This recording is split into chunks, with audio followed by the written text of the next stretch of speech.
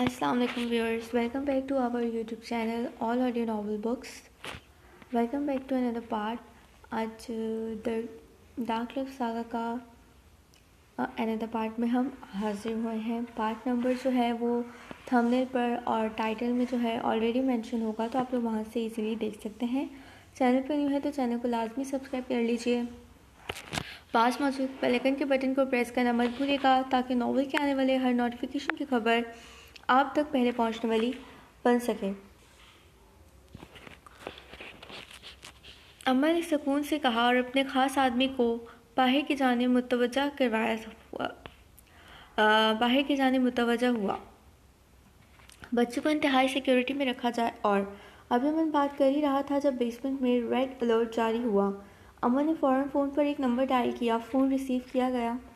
What happened, ये हो क्या रहा है यहाँ? सर, कुछ गैर मुतालिका गुंडे हॉस्पिटल की जाने पड़ रहे हैं। वो जो बच्ची आज हॉस्पिटल आई, शायद वो ट्रेस हो गई है। ये लोग इसी का पीछा करते हॉस्पिटल पहुंचे हैं। आगे क्या ऑर्डर्स हैं आपके? उन्हें इधर बाहर ही मार गिराएं। अमन के एक काबिल सिक्योरिटी गार्ड ने तफसील बताई। बिल्कुल नहीं, बाहर अभी किसी किस्म का मुकाबला करके इनके शैतान बाप दादा का मुतवज्जा नहीं करना या उन्हें इस बात का मौका नहीं देना कि वो हम तक रसाई हासिल करके हमारे बारे में छानबीन करें। आने दो उन्हें अंदर से गायब करना है और बाहर से तमाम निशान मिटा देना कि वो यहाँ तक आए थे। Okay sir. अमन ने फ़ोन रखा और अपने मोबाइल में देखा। वो मेरे पीछे चले आए होंगे। वो कुछ भी करके मुझे खामोश करने की कोशिश करेंगे। मुझे अब कोई नहीं बचा सकता। वो फिर रो पड़ी। कुछ नहीं होगा बेटा, बाबर बच्ची को सिक्योर करो। आज से तुम्हारी जिम्मेदारी है। अमन ने बाबर को कहा, जो बगैर चादर में लिपटे कमज़ोर लड़ से वजूद के गुलाबी पैरों को देख रहा था। अमन की आवाज़ पर बुरी तरह गड़बड़ाया और जाविया निगाह बदल लिया। अमन फ़ौरन अपने मोबाइल में देखते वहाँ से निकला था। वो लोग तेज़ी से हॉस्पिटल के जाने बढ़ रहे थे। अजीब मछली बाजार है, उसे हैरत हुई। समाया बिल्कुल सच बोल रही थी। ये इस्लामी जमहूरिया पाकिस्तान है। ये मुसलमानों की सोकर रियासत है जहाँ मुहाफिज लुटेरे बने फिर रहे थे। अमन के कान अब तक साई साई कर रहे थे। क्या लोग मुसलमान होंगे? अरे मुसलमान तो बहुत दूर की बात। वो तो ये सोच रहा था, क्या ये लोग इंसान भी थे कि हल्का हुए कुत्तों को किसी ने थाने में इकट्ठे एक स्थान बंद कर दिया होगा। अमन के कदम अब तेज तर हो गए थे कि वो गुड्डे हॉस्पिटल जाने के बजाय पिछले जानिब के बने अपार्टमेंट्स के जाने बढ़ रहे थे। इसने फ़ोन पर एक नंबर डायल किया। मोजा जो कि क्लास से लेकर अभी भी अपार्टमेंट लौटी थी, बेदिली से अपने कमरे में आई। बड़े पापा लोग सब जा चुके थे। बड़े पापा ने कहा था कि किसी एमरजेंसी की वजह से एक केस की हायरिंग के लिए उन्हें वाइट पैलेस जाना पड़ रहा है। वो फिर से अकेली हो गई थी। अभी ढंग से शॉल भी ना उतारी थी कि फ़ोन रिंग हुआ। अननोन नंबर देखकर उसे हैरत हुई, मगर फ़ोन यस करके कान से लगाया। यस कौन? इसने पूछा। जज़ा, अमन बात कर रहा हूँ। अपने रूम को लॉक कर लो और अपने रूम से बिल्कुल भी बाहर मत निकलना। अमन बात करता बहुत तेज़ी से अपार्टमेंट शज़ा ट्रस्ट के पिछली जानिब से घूमकर अपार्टमेंट की पिछली तरफ से आगे बढ़ रहा था। क्यों, क्या हुआ? मुझसे की कुकी बंद हो गई। कुछ नहीं, फ़ोन मत रखना, रूम लॉक करो। मोजा ने इसकी हिदायत पर जल्दी से कमरा लॉक किया। तभी ढेर सारे कदमों की धमक उसे सुनाई दी थी। वो बहुत खौफजदा हो गई। अमन पिछली किसी रफ्तार से पिछली खिड़की से इसके कमरे में कूदा था। अपार्टमेंट के बैरूनी दरवाजे से वो काफ़ी सारे गुंडे अंदर आए और उनके जज़ा के कमरे में दाखिल होने से पहले वो जो अपने कमरे के बीचों बीच होंग बनी खड़ी थी, इसके पुश से इसके कमर के गिर्द हाथ लपेट कर दोनों होंठों पर जमाए इसके साथ ड्रेसिंग में गुम होता चला गया। ड्रेसिंग में अब वो इसे लिए तुम साथ कर खड़ा था। ये अचानक होने वाला हमला था जो बिल्कुल गैर मुतवक्का था और हमला करने वाले शायद बिल्कुल बेखबर थे कि वो किस से उलझ रहे हैं। खौफ के मारे मोजा का सारा खून निचोड़ कर जैसे चेहरे पर आ चुका था, क्योंकि बरसों पहले इसकी आवाज़ का यूं ही गला घोटा गया था। अमन ने इसके लबों पर हाथ जमा इसकी आवाज़ का गला घोंट रखा था। वो बुरी तरह छटपटाई थी और अमन के हाथ पर अपने नाखून गाड़े। वो जो बाहर की जाने मुतवज्जा था, अचानक इस मासूम से हमले से अब दिलो जान से इसकी जाने मुतवज्जा हुआ। अमन के दिल कानों में धड़का था। एक तो वो गद्दार लब इसकी दस्तरस में थे, दूसरा जो इसके पहलू में हाथ लपेट रखा था। अमन के दिल की धड़कनें बुरी तरह बेतरतीब हुई थीं। हाथ पर नाखूनों से बड़ी खराशों से मीठी सी जलन हुई। तो जाने क्यों वो इतनी परेशान कन सूरत हाल में भी गहरा मुस्कुरा दिया। वो बुरी तरह डिस्ट्रैक्ट हुआ था। जो तवज्जो वो इसे बाहर देनी चाहिए थी, वो दिलो जान से अपने सीने से लगे इसके नाखून नाजुक वजूद की जाने मुतवज्जा था। होले होले समा चलता, बादलों का टोला चलता, सदियों पुरानी है ये कहानी, देखो नया बाप चलता है, बुझता हुआ दीप चलता, चांद तारे हैं जो सारे राहों में हमारे, कहकशाओं से बात आई है बरसों से, तुम हो हमारे, जी लो ये सारे प्यारे प्यारे पल, पी लो ये खुशियों के सारे जल, फ़ज़ाओं ने किए इशारे, हाँ हवा में बावरा, हाँ हुआ में बावरा। अमन ने दांतों तले लब दबाकर ड्रेसिंग का दरवाज़ा ज़रा सा खोल कर देखा। वो लोग वापस लॉन्च में चले गए थे। इसने इस बेजान से वजूद को इधर ही बिठाया। हे कुछ नहीं होगा जिज़्ज़ा, तुम इधर ही बैठो, बाहर बिल्कुल नहीं आओगी, समझी, अपनी आंखें बंद करो। अमन ने सरगोशी में उसे समझाया। इसने लरजते कांपते अच्छे बच्चों की तरह अपनी आंखें जोर से भींची तो अमन के लब एक मर्तबा फिर मुस्कुराए थे, मगर वो ये भी नहीं चाहता था कि अब वो जो करने जा रहा था वो गलती से भी कहीं जिज़्ज़ा ना देख ले। वो ड्रेसिंग से बाहर निकला और ड्रेसिंग को बाहर से लॉक कर दिया। इसने अपने चेहरे पर ब्लैक मार्क्स लगाया था। अपने बाएं हाथ की उंगलियों में स्कैल्पेल घुमाता वो इस कमरे से बाहर निकला। तो वो जो 6 से 8 देवहैकल गुंडे इधर उधर घुसते फिर रहे थे, एक नौजवान को कमरे से निकलते देख इसके जाने मुतवज्जा हुए। ए कौन हो तुम? हमें इससे कोई लेना देना नहीं, मगर हमें वो लड़की चाहिए जो यहाँ पनाह लेने आई है, जिंदा या मुर्दा। बताओ कितने पैसे लोगे उसे हमारे हवाले करने के, या मरोगे? हमें बस वो लड़की चाहिए। उनमें से उनका बॉस चिल्लाया था। और मुझे तुम सबकी जान चाहिए। अभी तुम लोग डिसाइड कर लो कि कितने पिटने के बाद दोगे। अमन इत्मीनान से आकर सोफे पर बैठा था, टांग पर टांग रखकर इनकी जानिब देखा। लगता है इस दिल भर के छोकरे का दिमाग खराब हो गया है। रशीद, इसके होश ठिकाने लगाओ ज़रा। बॉस फिर हलक के भर चिल्लाया। रशीद नामी हटा कटा गुंडा अमन की जानिब लपका। अमन ने तेजी से अपना पाँव ज़मीन पर मारा और करीब आए रशीद की जानिब रुक करके अपनी टांग हवा में लहराई। अमन के जूते की नोक से निकलने वाले ब्लेड ने रशीद का पेट चाक कर दिया था। वो कट्टे बकरे की तरह ज़मीन पर पड़ा था, तड़पता नजर आया। खून की एक नदी लॉन्च में बह गई थी। समाया का तमाम गमो गुस्सा वो इन शैतानी को अब्दी नींद सुलाकर ठंडा करने वाला था। तभी 4 और गुंडे इनकी जानिब लपके थे।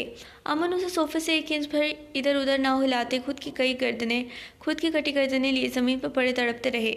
एक गुंडा इसकी जानिब लपका तो अमन के एक वार से वो इसके कदमों में ज़मीन पर गिरा था। अमन ने इतनी ही तेज़ी से इसका सीना चाक किया। बॉस का माथा अब अपने आदमियों का हश्र देखकर पसीने से तर हो चुका था। तुम्हें तो हम देख लेंगे, ए भागो यहाँ से। वो बुज़दिल अपने एक साथी की जानिब देखकर चिल्ला, दोनों बाहर की जानिब लपके। अमन की सलेंसर लगी पिस्टल की गोली ने बॉस के सर में सुराख किया और आखिरी बचे शैतान के दिल में बास्टर्स कहते वो सोफे से उठा और एक नंबर डायल किया। हाँ बाबर, अपने साथी लेकर अपार्टमेंट पहुंचो, ये गंद यहाँ से साफ कराओ और इनके डेड बॉडीज सिफर हफ्ते से मिटा दो। बोल कर फ़ोन रखा, अच्छी तरह अपना जायज़ा लिया कि कहीं खून तो नहीं लगा। जूतों पर लगा टिश्यू बॉक्स से टिश्यू लेकर वो खून साफ किया और इसके कमरे में आकर कमरा अंदर से लॉक कर लिया। ड्रेसिंग की जानिब देखा जो उसने बाहर से लॉक किया था। वो फ़ौरन ड्रेसिंग तक आया। ड्रेसिंग खोला तो वो हनूस कबूतर की तरह आंखें बंद किए एक कोने में दिपकी बैठी कांप रही थी। जज़ा कम विद मी। अमन ने इसकी कलाई पकड़ी तो इसने इसकी आवाज़ सुनकर झट से आंखें खोल दी। क्या हुआ? उसने सहम कर इधर उधर देखा। कुछ नहीं, अपार्टमेंट में चोर घुसाया था। अमन ने शुशा छोड़ा। क्या? वो बुरी तरह खौफजदा हुई। तुम्हें मेरे साथ चलना होगा जीजा, जब तक मैं अपार्टमेंट का सिक्योरिटी सिस्टम और मजबूत ना करवा लूँ हमें यहाँ से जाना होगा। अमन ने नरमी से कहा और इसके कंधों पर शॉट डाली। किधर? मुझे समी बाबा या बड़े पापा के पास जाना है। वो बच्चों की तरह रो दी तो अमन बेबसी से अपने लब कुचले। बाहर से फिर कदमों की आवाज़ आई तो वो मजीद सहम गई, मगर ये तो अमन जानता था कि ये बाबर लोग हैं।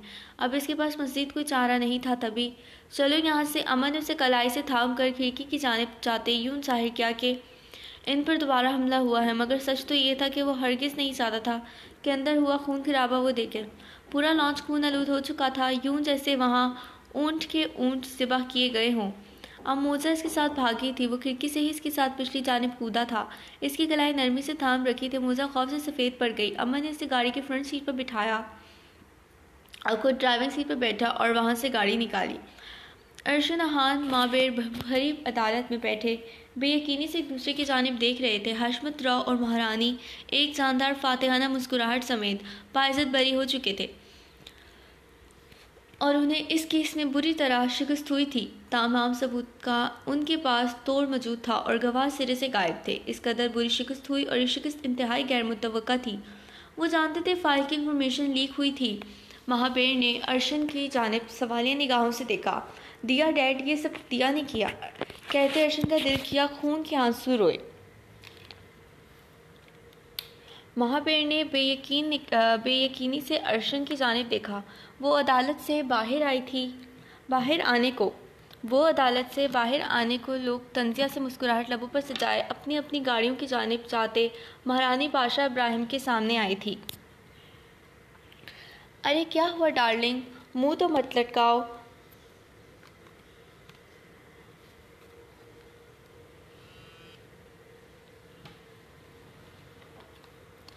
अभी तक तो तुम लोगों को आदत हो जानी चाहिए थी शिकस्त की।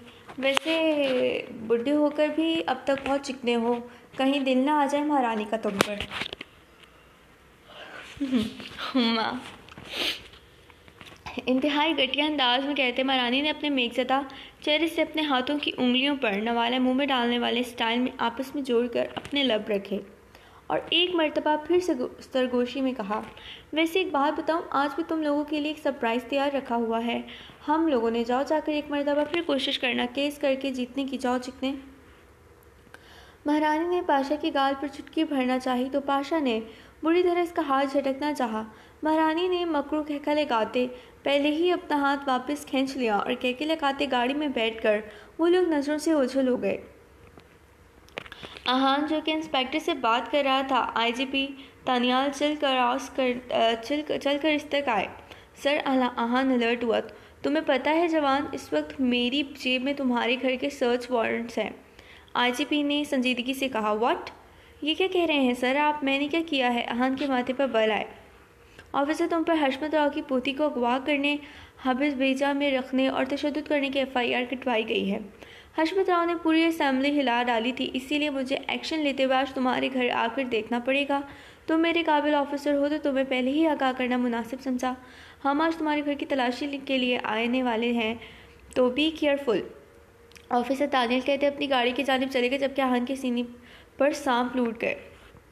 सुना है जंगलों का भी कोई दस्तूर होता है। सुना है शेर का जब पेट भर जाए तो वो हमला नहीं करता, दरख्तों की घनी छाँव में जाकर लेट जाता है। हवा के तेज़ झोंके जब दरख्तों को हिलाते हैं तो मीना अपने बच्चे छोड़कर कौवे के अंडों को परों से थाम लेती है। सुना है जंगलों का भी कोई दस्तूर होता है। सुना है घोंसले से कोई बच्चा गिर पड़े तो सारा जंगल जाग जाता है। सुना है जब किसी नदी के पानी में बिया के घोंसले का गंदुमी साया लरसता है तो नदी की रो पहली मछलियाँ इसको पड़ोसी मान लेती हैं। कोई तूफान आ जाए, कोई पुल टूट जाए, किसी लकड़ी के तुख्ते पर गुलहरी सांप बकरी और चीता साथ होते हैं। खुदावन जलील और मोहतबर, दाना और बीना, मुंसिफ और अकबर, मेरे शहर में अब जंगलों ही का कोई कानून नाफिज कर। मेरे शहर में अब जंगलों का ही कोई कानून नाफिज कर। सुना है जंगलों का भी कोई दस्तूर होता है। आहान, अर्शन, खजर और वो सुपरेट बेयकीनी से अपने सामने पड़ी लाशों को देख रहे थे। गम और गुस्से से दिल फटे जा रहे थे। वो जो शैतानुमा दरिंदा से महारानी कहकर गई थी कि तुम लोगों के लिए मज़ीद तोहफे भेजेंगे वो लोग, तो उन्होंने एक मरतबा फिर एक लड़की और एक ख्वाजा सिरा की लाश उन्हें भेजी थी, पहले से भी ज़्यादा अबतर हालत में कि एक मरतबा तो उन्हें देख एक्सिक्यूशस के भी रोंगटे खड़े हो गए थे। क्या लोग इंसान के लाने के भी लायक थे? सुनसानियत को मुसलसल ताकतर करते इंसानियत की धज्जियाँ भी कर रहे थे। गम और गुस्से से बुरा हाल तेज और इश्तिहाल से रगे फटने को थी। वाइट पैलेस के बेसमेंट में तकरीबन 2-3 घंटे एक खास मीटिंग जारी रही थी। तब समी खान ने आकर इत्तला दी थी कि वाइट पैलेस में हशमत राव IGP पंजाब के साथ आने वाला है। आप लोग मीटिंग जारी रखें, उसे मैं हैंडल कर लूँगा, आहान ने कहा और समी खान के साथ लॉन से तवील तरीन ड्राइववे पर आ रुका। पुलिस की गाड़ियां व्हाइट पैलेस के गेट के अंदर दाखिल हुईं। गाड़ियों से निकलकर हशमत राव और IGP दानियाल बाहर इसके सामने आए थे। ऑफिसर, हमें उम्मीद है कि आप हमारे साथ भरपूर कोऑपरेट करोगे। IGP ने कहा। श्योर सर, इनका कहना है कि तुमने इनकी पोती को अगवा किया। ऑफिसर दानियाल ने बगौर आहान को देखा जो भस्म करने वाले अंदाज में हशमत राव को घूर रहा था। रॉन्ग, उसने मुझसे अपनी मर्जी से कोर्ट मैरिज किया है। आहान ने इत्मीनान से कहा। यह झूठ बोल रहा है, उसने शादी हाल से मेरी पोती को अगवा किया है, हशमत राव चिल्लाया। Any proof? आहान ने सुकून से कहा। पूरा शहर गवाह है, वो चिल्लाया। तो कोई तो गवाह लेकर आना था ना साथ। आहान माहिर खान व्हाइट पैलेस के ड्राइवर पर अपनी पुश्त पर हाथ बांधे खूनखवार निगाहों से सामने खड़े दरिंदे को घूर रहा था। इसके सामने काफ़ी पुलिस फोर्स और आईजीपी अवैस मालिक बड़ी शान से खड़े अपने काबिल ऑफिसर के गुस्सा तैश के बगौर जायज़ा ले रहे थे। कहाँ है मेरी पोती? उससे कहें चुपचाप उसे मेरे हवाले कर दे। इस 2 टके के पुलिस वाले ने मेरी पोती को ज़बरदस्ती हबिस बेजा में रखा हुआ है। पता नहीं कैसे कैसे तशद्दुद करता होगा उस पर। उससे कहें मेरी पोती मेरे हवाले करे। हशमत राव ने मुँह से झाग उड़ाई। ये नहीं ला रहा, उससे कोई बात नहीं, मैं खुद ढूंढ निकालता हूँ। आज मैं अपनी बच्ची को इस अकूबियत खाने से निकाल कर ही दम लूँगा। ये बोलकर हशमत राव के कदम आगे बढ़े थे जब आहान माहिर खान की शोले उगलती आवाज़ सुनाई दी। ये मेरा घर है आईजीपी सर, और बहुत पाक जगह है, इसीलिए यहाँ पेग्स अलाउ नहीं है। उन्हें कहें अपनी कदम बाहर रोक लें, नहीं तो इस उम्र में इनकी टांगों की गारंटी नहीं दूंगा आपको। इस हतक पर हशमत राव का चेहरा लाल भभूका हुआ था। अंदर से भागकर आती सावरी शाह आहान के इन अल्फाज पर, अपने लाडले दादा के लिए इतनी नफरत हकारत पर अपनी जगह साख्त रह गई। देख रहे हैं आप ये लड़का किस कदर बदतमीज़ और बदजुबान है। हशमत राव खुद को पेग के हिसाने पर चिल्लाया। तमीज़ से बात करें डीआईजी आहान माहिर खान, और इनकी पोती उनके हवाले कर दें। आईजीपी अवैस मालिक ने संजीदगी से कहा। वो अब सिर्फ इनकी पोती नहीं है सर, मेरी बीवी है, बालिग है, अपनी मर्जी से मुझसे शादी की है, खुद अपनी मर्जी से यहाँ रह रही है। अभी आपको अपने मुंह से भी बता देगी वो यहाँ से कहीं नहीं जाएगी। वो पीछे मुड़ा। जाओ बंटी, अपनी भाभी को बाहर लेकर आओ। नगर मुकम्मल ढांप कर, अगर यहाँ मौजूद किसी गैर मर्द ने इसका एक बाल भी देखा तो यहीं सबके सामने जिंदा जला दूंगा उसे। वो फनकारा। असावरी जो दाखिली दरवाजे के पीछे खड़ी थी, इसकी ये बातें, ये लहजा सुनकर दहल गई। वो खुद को मुकम्मल तौर पर चादर से ढांपे बाहर आई। हशमत राव ने उसे देखकर अपनी बाहें वहाँ की। सावरी बेचैन होकर उनकी तरफ लपकी, मगर बीच रास्ते आहान ने इसकी कलाई थामी। ए छोड़ो उसे, हशमत राव चिल्लाया। असावरी बताओ ने हकीकत क्या है? सर, मैंने आहान से अपनी मर्जी से निकाह किया है, मैं इनकी बीवी और अपनी मर्जी से यहाँ रह रही हूँ। असावरी के अल्फाज ने आहान को मोतबर किया था। तभी वो हशमत राव का धुआं चेहरा देखकर तंजिया मुस्कुराया। असावरी बेटा, अगर ये बात है फिर भी मेरे साथ चलो, तुम्हारी माँ तुम्हें बहुत याद कर रही है, बीमार भी हैं। तब हम तमाम मामलात देखकर राव मेंशन से तुम्हें शान से और इज्जत से रुखसत करेंगे। हशमत राव ने फौरन पैंतरा बदला। आहान के माथे पर बल आई। ये कहीं नहीं जाएगी, वो धारा। नहीं आहान, अगर ये मेरा ससुराल है तो वो मेरा मेका। मुझे अपनी मामा से मिलना है, आप मेरे साथ ऐसे नहीं कर सकते। मुझे बाबा के साथ जाना है। असावरी की मुल्तजी भीगी आवाज़ पर इसके माथे पर बल आया। असावरी, तुम्हारा अब राव मेंशन से कम अज़ कम कोई ताल्लुक़ नहीं है। जिसे मिलना है वो यहीं आकर मिल ले, तुम कहीं नहीं जाओगी। आहान का लहजा बेतासुर और सर था। आप मेरे साथ ऐसा नहीं कर सकती, ये तो कैद में रखने वाली बात हुई। आहान, मैं बाबा के साथ लाजमी जाऊँगी और आप मुझे रोक नहीं सकते।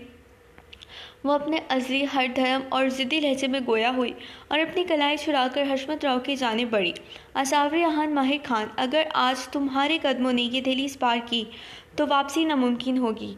यहाँ से तमाम कश्तियाँ जलाकर जाना, ताकि वापसी का कोई सवाल ही पैदा ना हो। आहान के सर तो सपाट लेजन इसके कदम अपनी जगह पर मंजमद किए थे, मगर हशमत राव ने चालाकी से आगे बढ़कर उसे सीने में भेजा और टिसोए बहाने लगे। फिर आहान बेयकीन निगाहों से कलेजा छलनी कर देने वाला नज़ारा देखा जब वह नम आंखों लिए हशमत राव के साथ व्हाइट पैलेस के गई थी। आयशा दबे पाँव इस बड़े से हट के चारों अतराफ घूम फिर कर देख आई, मगर यहाँ चारों तरफ जैसे घना जंगल था, मगर यहाँ से बाहर निकलने का कोई सिरा हाथ नहीं आया। वो अपनी बेबसी पर जल कुड़ कर रह गई और वापसी आ गई। बेध्यानी में अंदर आते हुए चट्टानी से वजूद से टकरा गई। इससे पहले वो अपनी बेवकूफ़ी से ज़मीन बूस होती, किसी ने मजबूत से उसे थाम लिया था। सर उठाकर देखा तो वो उसे देखकर मुस्कुरा रहा था। संभल कर आशी अब गिर पड़ती। तशाब की गिरफ्त इस कदर मजबूत थी कि वो बुरी तरह कंफ्यूज हुई। उसी लिए संभल कर इसकी तरफ इस गिरफ्त अपने हाथ छुड़ाने कहा। मेरा हाथ छोड़ो दाशु, वो घबराई। छोड़ने के लिए तो नहीं पकड़ा, इसने मायनी खींची से कहते उसके खूबसूरत चेहरे पर झूलती लट अपनी उंगली से कान के पीछे की तो इस बेकरार लम्स पर आयशा कलस कर रह गई। क्या मतलब है तुम्हारा? आयशा ने एब्रो चुकाई। मतलब कि हमारे निकाह के बाद अब वाइफ हो तुम मेरी, तो तुम्हारा हाथ तो मुझे थामे ही रखना है। छोड़ने का तो सवाल ही पैदा नहीं होता। बल्कि बड़े पापा और बड़ी मामा ने तो रुखसती की भी इसी वक्त दे दी है जब अपनी मर्जी से तुम्हें मेरे साथ पाकिस्तान से रवाना किया था। अब बस हमारे इस रिश्ते की नई शुरुआत होना बाकी है। तुम राज़ी हो तो वो भी कर लें। इसकी गौर अफसानियों पर आयशा मुँह खोले से घूरे गई। जिसका इलाज इन जंगलों में जाने किस तरीके से किया जा रहा था कि वो कब बच्चे से इतना बड़ा हुआ पता ही न चला। आयशा को गश्त तब पड़ा जब उसने झुककर हल्के से उसके नीम व निचले लब को अपने होंठों से कीदा तो नरमी से छू लिया। आयशा भौंचक्का सी से देखने गई, मगर इसने लापरवाही से इसके कमर के गिर्द बाजू हमाए किया था। चलो मामा बुला रही हैं आज मेरे साथ साथ। वो अपनी बहू को भी अपने हाथ से खाना खिलाना चाहती हैं। वो बात करते करते उसके लिए किचन में चला आया, जहाँ वो सोबर सी गॉर्जियस लेडी हमेशा की तरह नरम मोहब्बत से उनकी जानिब देख रही थी। आओ बेटा खाना खाओ। आयशा खामोशी से दाशाब के साथ इसके पहलू में बैठ गई। वो दोनों माँ बेटे आपस में बातों में मगन रहे। वो आंटी इसी मेहरबानी से मुस्कुराहट के साथ उन्हें खाना खिलाती रहीं। वो लोग खाना खा चुके तो दाशाब अपनी जगह से उठा। आशी, मेरी कॉफ़ी का मग मेरे रूम में ले आना, मुझे किसी से काम है, अपने रूम में जा रहा हूँ। वो बोलकर अपने कमरे में चला गया। आयशा ने पहलू बदला। फिर आखिरी आज सब्र का पैमाना लबरेज हो ही गया। आंटी प्लीज़ बता दीजिए मेरी मम्मी पापा किधर हैं? आप कौन हैं? हमें यहाँ क्यों रखा गया है? कहाँ हैं? दाशाब से आपका क्या रिश्ता है? वो तो मेरे मरहूम चाचा चाची का बेटा है जो कि वफ़ात पा चुके हैं, तो वो आपको मामा क्यों बोलता है? प्लीज़ बता दें। आयशा ने उनका हाथ थाम कर उन्हें मिन्नत भरे लहजे में पूछा। फौजिया ने मुस्कुरा कर उनकी जानिब देखा था। चलो तुम्हें कहानी सुनाती हूँ। एक लड़की हुआ करती थी जो अपने शरीफ माँ बाप की इज्जत अपने पैरों तले रोनते नलाम करके एक शख्स के साथ रात की तारीकी में भाग निकली। जिसने माँ बाप का दिल दुखाया उसने कभी सुख नहीं पाया, तो वो शख्स पुरों से भी ज़्यादा बुरा निकला, शराबी, नशई, जवारी। वो लड़की गुर्बत तंगदस्ती की चक्की में पिसती हामला हुई तो छुप छुपा कर चेकअप के बाद उसे पता चला कि इसके यहाँ तो जुड़वा बेटे पैदा होने वाले हैं। दिन रात अल्लाह ताला से माफ़ी मांगते वो खैर खैरियत से बच्चों की पैदाइश की दुआएं मांगने लगी। आखिर वो दिन आ गया, इसका शौहर उसे बहला फिसला कर अस्पताल ले गया जहाँ बच्चों की पैदाइश हुई। इधर ही एक और अमीर कबीर जोड़ा बच्चे की पैदाइश के लिए आया हुआ था। उनका बच्चा मुर्दा पैदा हुआ था। इस अमीर शख्स की बीवी दिल की मरीज़ा थी, शायद मुर्दा बच्चे का सुनती तो मर जाती। तब इस लड़की के शौहर ने इस अमीर आदमी को इसका एक बच्चा फ़रोख्त कर दिया होगा, क्योंकि इसके पास काफ़ी सारे पैसे आ गए थे। और इस जलील इंसान ने अपनी बीवी पर यह ज़ाहिर किया कि इनके यहाँ एक बेटे की पैदाइश हुई है। हालांकि वो तो हकीकत जानती थी, मगर क्या करती, सब्र के घूंट पीकर रह गई। उसे भी आजमाइश समझ कर एक बेटे को लेकर घर आ गई।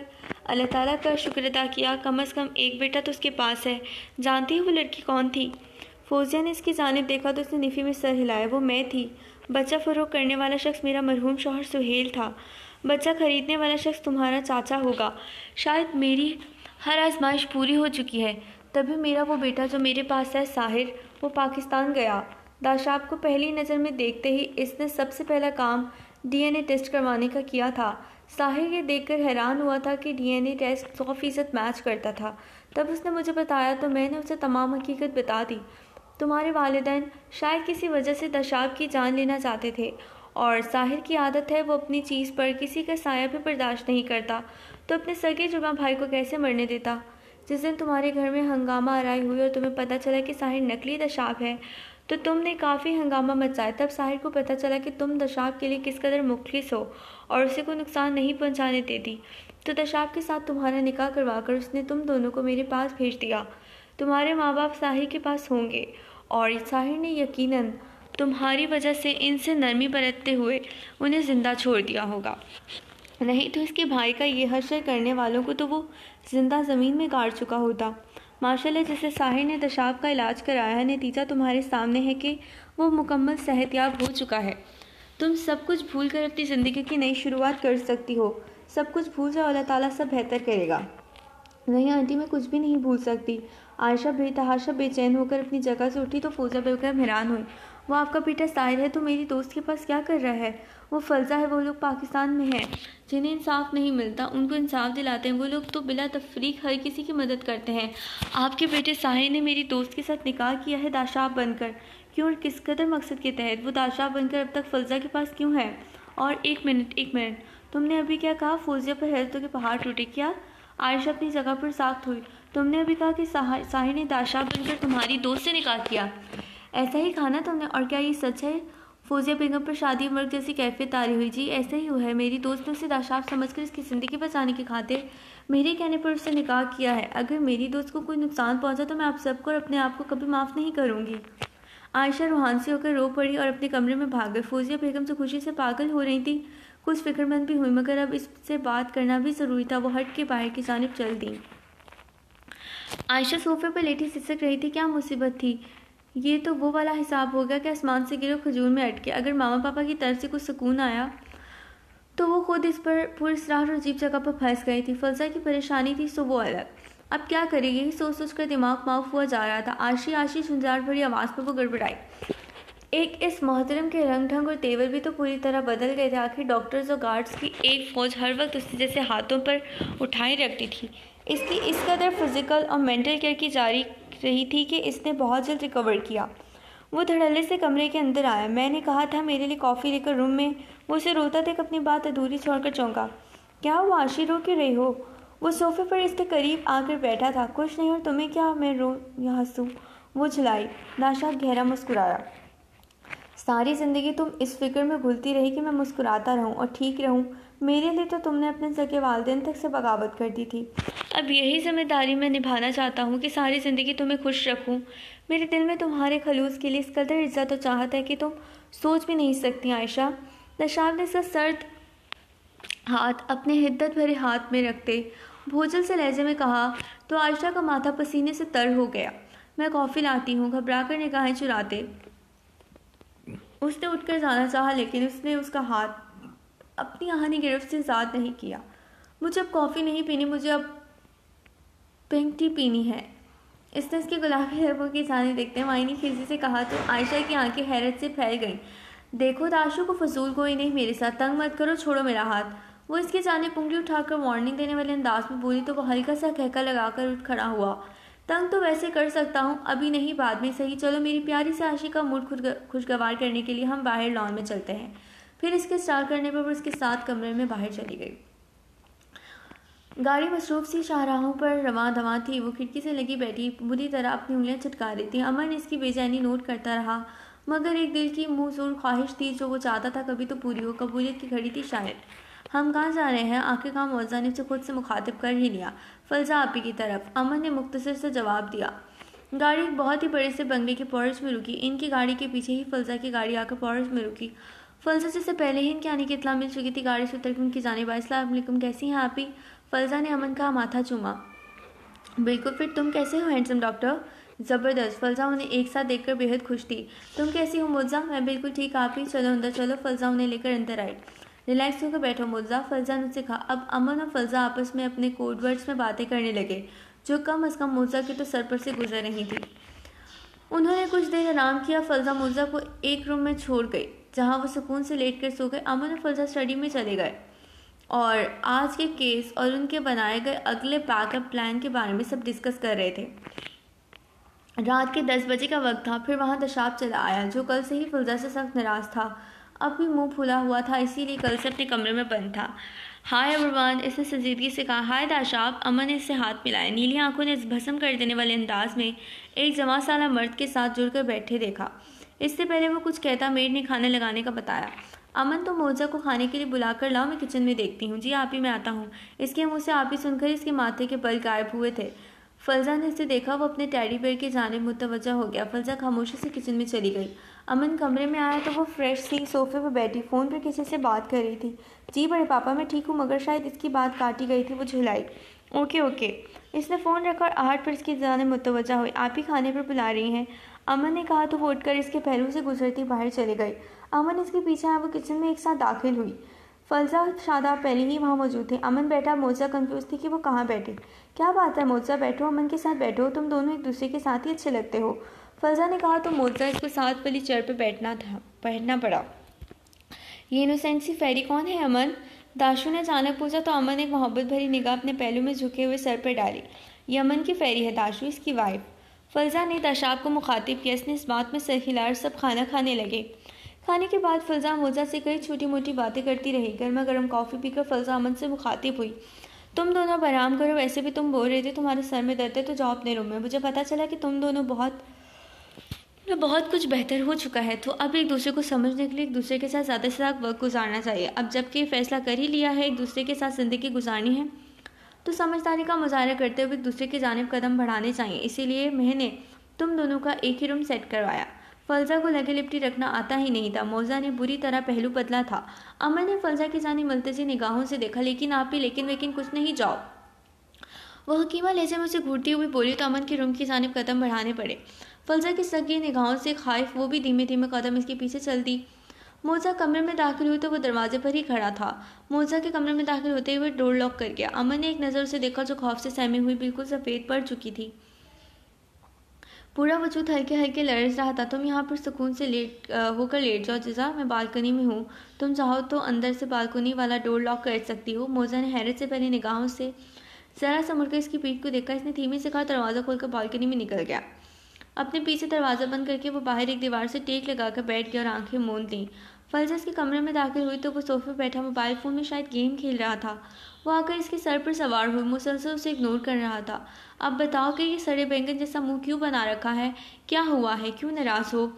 फलजा अब भी इसके एटीट्यूड देखकर तिलमिलाई। कुछ नहीं है जी, जाओ अपने रूम में, मुझे डिस्टर्ब मत करो। वो बेजार से लहजे में बोला तो फलजा को तो सदमा ही लग गया। ठीक है, जा रही हूँ मैं अपने कमरे में, अपने काम के सिलसिले में। जाने कितने दिन लग जाए पता नहीं, वापस आऊँ भी कि नहीं। तुम रहो अपने सो कॉल्ड मोबाइल के साथ और बाद में इन दीवारों से अपना सर टकराना। फलजा की आवाज़ ना चाहते हुए बुलंद होती आखिर में भरा गई। वो तनफन करती वहाँ से अपने कमरे में चली आई। जिसे सुना कर आई थी वो इसके सलान से सर ता पाँव झुलस कर अंगारों पर लूट गया। तभी दंदनाता इसके पीछे ही चला आया। कमरे में आया तो वो छोटे से सिफरी बैग में अपना सामान और कुछ खास किस्म के कपड़े रख रही थी। फलजा देख चुकी थी कि वो आ गया है, मगर उसे नज़रअंदाज की बैग में कपड़े सामान रखती रही। सामने वाला गम गुस्से से पागल हुआ था जैसे तभी आगे बढ़कर वो बैग उठाकर एक धमाके से दीवार पर दे मारा। आज डर था कि कहीं इस दानिश में खुद को ऐं ही न कर बैठे। दाशु, ये क्या बिहेवियर है? फलसा चिल्लाई थी। किससे पूछकर जा रही हो? मुझसे पूछा तुमने? इसके अगले दांत पीस कर पूछे गए जुमले पर फलजा हैरत में डूब गई थी। पहले मैं किससे पूछकर जाती थी? फलजा ने उसे घूरा। पहले मैं ठीक नहीं था, अब ठीक हूँ। अब तुम जहाँ भी जाओगे मुझसे पूछकर मुझे बता कर जाओगे, वो दो टोक लहजे में बोला। फलजा इसके रंग ढंग ही देखकर हैरत से आंखें सुखेड़ी। बहस मत करो दाशु, मुझे ज़रूरी काम है, अगर ज़रूरी ना होता तो नहीं जाती। फलजा ने संजीदगी से कहते इसके करीब से गुजर कर बैग उठाना चाहा जब इसने किसी चीज़ की तरह इसका बाजू दबोचा था और इसकी इस कदर सख्त गिरफ्त फलजा ने इसकी आंखों में देखा। उसकी आंखों में कुछ गहरे राज थे, कुछ ऐसे राज जिसे वो छुपाए हुए बैठा था। इन राज तक रसाई मुश्किल थी। आंखों में पुरस्कारियत और मोहब्बत और इश्क और नफरत के मिले जुले जज्बात थे जिसे वो पहचान ना पा रही थी। दाशु, लीव में ये क्या हरकत है? तुम दिन ब दिन बदतमीज़ और अपनी हद से बढ़ते जा रहे हो। हाँ, नो जी डार्लिंग, नो। पहले मेरा माइंड कुछ सीख नहीं पाता था, मैं बच्चा था, मगर मेरी मेडिसिन और तुम्हारी बेतहाशा केयर से मैं ठीक हो रहा हूँ जी, बल्कि हो गया हूँ। तो अब मुझे तुम्हारी फ़िक्र होती है। हाँ दाशु बेबी, मुझे खुशी है कि तुम ठीक हो रहे हो, पर तुम मुझे अपना पाबंद नहीं कर सकती क्योंकि मुझे पाबंद होना नहीं पसंद। वैसे भी मेरी जॉब ऐसी है कि मुझे जाना पड़ता है।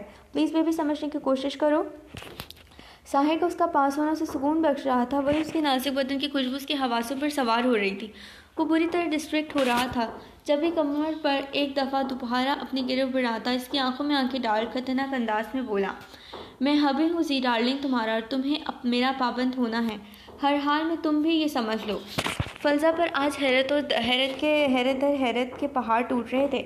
इतनी ताकत और ये अल्फाज इंसान जैसे भी बेहतरी की तरफ आता उसका माइंड चेंज होता है, तब्दीलियाँ ज़रूर आती, मगर इस कदर नहीं कि वो इतना ताकतवर और इतना जहनी तंदुरुस्त हो जाए कि सब समझ आए, हर रिश्ते की बुनियाद समझ आए। फलजा ठटकी थी, बुरी तरह ठटकी। वो एक्सोशियस थी, लेडी एक्सोशियस, वो जो एक इशारे से हज़ारें बातें समझदार थी, वो जो हर वक्त अलर्ट रहती थी, वो जिनके बाप दादा और दुनिया चाहते थे क्या उन्हें बुद्धू या पागल बनाना आसान था? इंसान मोहब्बत में अंधा होकर कुछ भी कर जाता था, नहीं पहचान पाता, पर सब कब तक छिपता है। वो अलर्ट हो चुकी थी। उसे याद आया दिया का अगवा होना और अमन और मोजज़ा में वो सब होना। पिछला सब याद करके अब घबराई थी, मगर इस सब का दाशु से क्या ताल्लुक? उसे तो वो बचपन से जानती थी, यही तो था जिसको बचपन से इसने अपना दोस्त समझता था। वो काफ़ी से ज़्यादा वक्त इसके साथ गुजारती थी। वो तो मासूम था, इसकी हरकतों पे वो हंसा करती थी, बहुत एंजॉय किया करती थी। वो अक्सर उसे पार्क में लेकर घुमा करती थी, इसे प्रोटेक्ट करती, इस पर तो शक किया जा ही नहीं सकता। तो क्या वो कुछ था जो कुछ मिस कर रही थी? उसे याद आया कुछ लोग इसके घर में घुसे थे, ये बेहोश हो गई थी, तो क्या कहीं वही दिन वाला दुश्मन? कुछ भी हो सकता था, कुछ भी। उसके चेहरे पर फेस मास्क भी तो हो सकता था। अगर उन्होंने दाशु को कहीं छुपा दिया हो और ये वही उस दिन वाला मार्क्समैन हो। फलजा घबराई थी, मगर फ़ौरन खुद को कंपोज करती जहानियत से मुस्कुराती इसके चेहरे के करीब होकर उसकी चंद के नीचे हाथ रखा कि उसे महसूस ना हो कान की लूज से लेकर चिन पर होते हुए शहादत की नरम मुलायम उंगली को गर्दन तक गई और इस जानलेवा लम्स से उसके जिस्म में करंट की लहर दौड़ा दी। मगर वो भी हैवान था, हैवान उसकी चालाकी समझ कर दिल ही दिल में अशश कर उठा। एक मुस्कुराहट उसकी जानिब उछाली, मगर वहीं फलजा ने सुख का सांस लिया। फेस मास्क जैसी कोई चीज़ भी उसके चेहरे पर नहीं थी। 100% ये इसका दाशु था जो बहुत अजीब हो रहा था। तो फिर ये सब क्या था? ऐसा नहीं था वो आराम से बैठने वाली थी। उसकी ताकत, उसकी बातों ने उसे बुरी तरह डिस्ट्रैक्ट किया था। अब वो आराम से बैठने वाली नहीं थी। साहिर समझ गया था, वो उसकी आंखों से उसके दिल का हाल पड़ गया था। जब भी उसकी उंगली भरने पर बच्चों की तरह दोबारा खिलखिला दिया। जी कितना मज़ा आया, गुदगुदी हुई, दोबारा करो। फजल ने उसे देखा, अभी कुछ देर पहले वो क्या था, अब क्या था। वो बुरी तरह उलझ गई।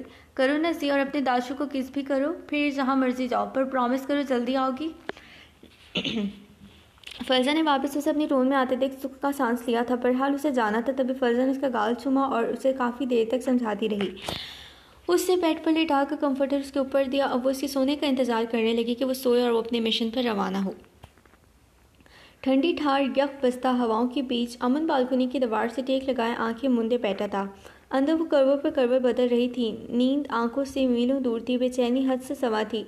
आखिरकार वो बेड से नीचे उतरी, शॉल कंधों पर डाली और धीमे कदमों से चलती खिड़की तक आई।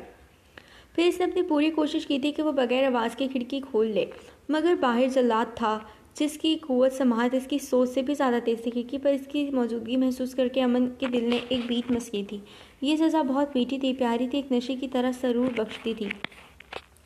प्यार है या सज़ा है, ए मेरे दिल बता, टूटता क्यों नहीं दर्द का सिलसिला, इस प्यार में हूँ कैसे कैसे इम्तिहान, ये प्यार लिखे कैसी कैसी दास्तान, या रब्बा दे दे कोई जान भी अगर, दिलबर पे हो ना दिलबर पे हो ना कोई असर, कैसा है सफ़र वफ़ा की मंजिल का, ना है कोई हल दिलों की मुश्किल का, धड़कन धड़कन बिखरी रंजिशें, सांसें सांसें टूटी बंदिशें, कहीं तो हर लम्हा होठों पर फरियाद है, किसी की दुनिया चाहत में बर्बाद है, या रब्बा दे दे कोई जान भी अगर, दिलबर पे हो ना दिलबर पे हो ना कोई असर।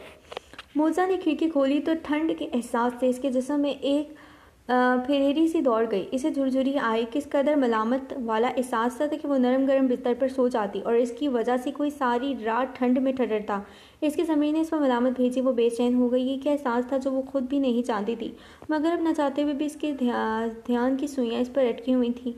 वो बेचैनी से कमरे में टहलने लगी। फिर जब कुछ भी नहीं सूझा तो झटके से बालकनी का दरवाज़ा खोलकर दंदनाती बाहर आई। अमन चौंका था और धीमे से आंखें खोलकर उसे देखा। आपने इस ठंड में क्या मेरे सर होकर मरना है? बेतासुर लहजे में बोली। काश वो कह पाता, नहीं, बस सिर्फ और सिर्फ तुम पर मरना है। अमन के दिल की कली चटकी थी। आज वो उसे खुद से मुखातिब कर रही थी, मगर उसे इसका भी ख्याल था। मुझे कुछ नहीं होगा जजा, तुम कंफर्टेबल रहो और बिला झिझक जाकर सो जाओ, नरमी से कहा गया।